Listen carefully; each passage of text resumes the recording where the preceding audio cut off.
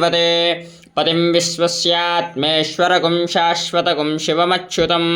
नारायणं महाज्ञेयं विश्वात्मानं परायणं नारायणपरो ज्योतिरात्मा नारायणपरः नारायणपरं ब्रह्मा तस्मन्नारायणपरः यच्च किञ्चिज्जगत्सर्वं दृश्यते श्रूयते विव अन्तर्बहिश्च तत्सर्वं व्याप्य नारायणस्थितः अनन्तमव्ययं कविगुं समुद्रेऽन्तं विश्वशम्भुवं पद्मकोशप्रतीकाशकं हृदयं चाप्यधोमुखम् अधोनिष्ठ्यावितस्यान्तेनाभ्यामुपरि तिष्ठते ज्वालमालाकुलं भाति विश्वस्यायतनं महत् सन्ततकं शिलाभिस्थूलं भत्याकोशसन्निभम्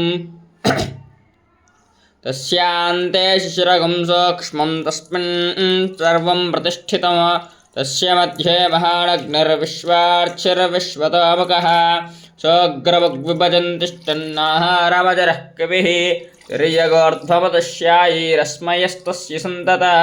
सन्तापयति स्वं देहमापादतलमस्तकः।